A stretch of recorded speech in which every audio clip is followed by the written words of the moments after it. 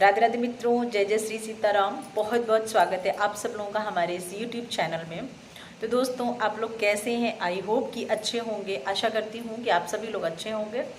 और कमेंट में जय जय श्री राधे, जय जय श्री सीताराम आप लोग जरूर लिख दिया करिए अगर आप लोगों तक हमारे वीडियोस पहुँच रहे हैं। तो मित्रों आज हम लोग बात करते हैं नाम जापक, नाम साधक। मतलब जो लोग नाम जप करते हैं उन लोगों को इतनी तकलीफ क्यों होती है, उन लोगों को इतनी परेशानियां क्यों आती हैं, चाहे वो मानसिक हो, चाहे वो शारीरिक हो, चाहे वो आर्थिक हो। इस तरह की समस्याओं का सामना उन्हें क्यों करना पड़ता है। तो मित्रों आज हम लोग इसी पे चर्चा करते हैं। थोड़ी सी देर थोड़ा सा सत्संग करते हैं हम आप लोगों के माध्यम से और आप लोग हमारे माध्यम से। तो मित्रों सबसे पहले तो मैं आप लोगों को बताना चाहूँगी कि ईश्वर भक्ति, ईश्वर कृपा इतनी आसानी से नहीं मिलती है। और जब भी किसी भी व्यक्ति पे ईश्वर कृपा होती है तो आप देख लेना उसका बैकग्राउंड, उसका सारा कुछ क्षीण हो जाता है, सब कुछ उसका समाप्त हो जाता है। उसके बाद में कुछ कृपा होती है ईश्वर की, तब वो ईश्वर की भक्ति की तरफ, ईश्वर नाम की तरफ अपना रुख मोड़ता है, अपना रुख बदलता है, अपना रास्ता बदलता है।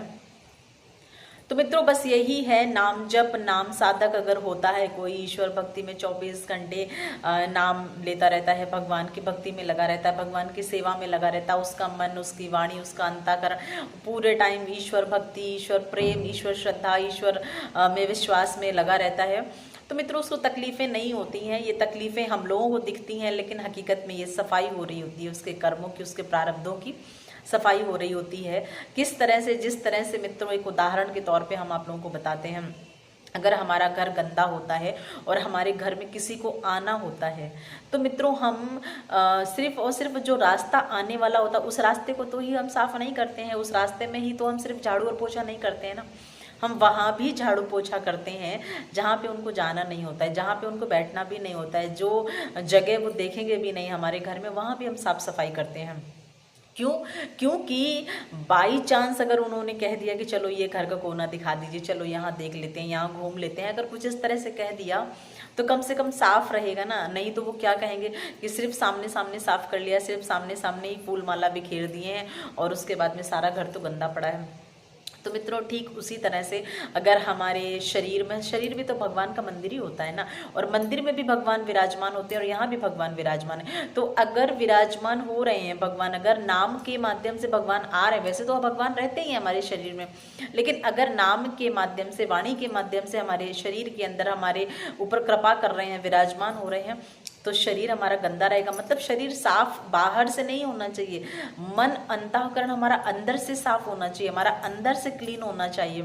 तो जब वो अंदर से देखेंगे कि गंदगी है तो मित्रों कैसे आएंगे? वो नहीं आएंगे ना। तो उससे पहले हमारे प्रारब्धों को, हमारे कर्मों को क्लीन करते हैं, वो साफ करते हैं, और जब वो साफ करते हैं ना उसके बाद ही हमारे मन, वाणी, अंतःकरण और विचारों में प्रवेश करते हैं। इसीलिए साधु और संतों को देखा होगा आप लोगों ने हमेशा कि वो वैरागी होते हैं और उनकी वाणी में बड़ी सरलता, बड़ी विनम्रता होती है, क्योंकि सच में भगवान उन्हीं की वाणी के माध्यम से हमसे बात करता है। भगवान पृथ्वी पे अपना शरीर लेकर के तो नहीं आएगा ना, वाराह भुजय, कभी वाराह अवतार, कभी मत्स्य अवतार, ये अवतार लेकर के तो नहीं आएगा ना हमसे बात करने के लिए। वो संतों के माध्यम से ही बात करेगा, वो प्रकृति के माध्यम से ही बात करता है ना ईश्वर हमसे। तो पहले वो सफाई करता है हमारे कर्मों की, हमारे प्रारब्धों की, और ये सिर्फ और सिर्फ उसे ही पता होता है कि हमने कैसे कर्म किए हैं और हमारे प्रारब्ध कैसे हैं और हमें कैसा फल मिलना चाहिए। तो वो साफ सफाई जब करता है ना तो वो प्रारब्ध हमारे अगर 6 साल में, 6 जन्म में या 10 जन्म में या 10 साल में कटने वाले होते हैं तो वो आज ही काटता है ना उन प्रारब्धों को, क्योंकि हमने आज भगवान से रिश्ता जोड़ लिया है, आज वो हम पे कृपा करने लग गए हैं। तो जब वो कोई भी काम अगर हम आसानी से करते हैं, बहुत ही धीमे धीमे करते हैं, तो फिर उसमें समय लगता है और हमको पता भी नहीं चलता है और तकलीफ भी नहीं होती है। लेकिन अगर उसी काम को, जैसे कि भोजन को आप अगर जल्दी पकाना चाहेंगे तो कई बार हाथ भी जल जाएगा आपका, या कई बार सामान फैल भी जाता है गैस पे। तो उसी तरीके से अगर आप के कर्म और आपके प्रारब्ध जल्दी क्लीन होंगे, कम समय में और समय से पहले क्लीन हो जाएंगे, तो तकलीफ तो होगी ना मित्रों। शारीरिक तकलीफ भी होगी, मानसिक तकलीफ भी होगी और आर्थिक तकलीफ भी होगी। और जब ये तकलीफ होती है तो लोग कहते हैं अरे वो ईश्वर भक्त में लग गया, ईश्वर भक्ति में लग गया, उसने भगवान का नाम जप शुरू कर दिया, उसने भगवान की पूजा आराधना सेवा शुरू कर दी, तो देखो उसको तकलीफ होने लग गई, तकलीफें मिलने लग गई। नहीं मित्रों, ये तकलीफें मिल नहीं रही हैं, ये उसकी तकलीफें खत्म हो रही हैं, पूर्णतया समाप्त हो रही हैं। तो मित्रों, नाम जापक, नाम साधक को कभी भी तकलीफ मिलती नहीं है। वो उसके कर्मा क्लीन होते हैं, वो उसके प्रारब्ध क्लीन होते हैं मित्रों। और आप लोग भी ना खूब नाम जप करिए, खूब ईश्वर भक्ति में लीन रहिए पूरे टाइम।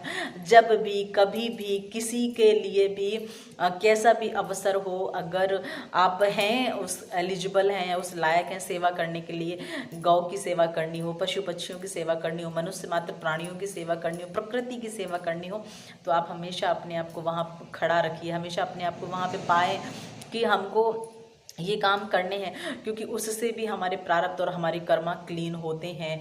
तो मित्रों बस आज की बात को यहीं समाप्त करते हैं। और वीडियो अच्छा लगा हो तो लाइक और शेयर कर दीजिए, और अगर चैनल पे पहली बार आए हैं तो सब्सक्राइब करके बेल वाला आइकन जरूर प्रेस कर लीजिए। और ऐसे ही बहुत सारी वीडियोज़ आप लोगों को मिलती रहेंगी। तो मित्रों, जय जय श्री राम, जय जय श्री राधे।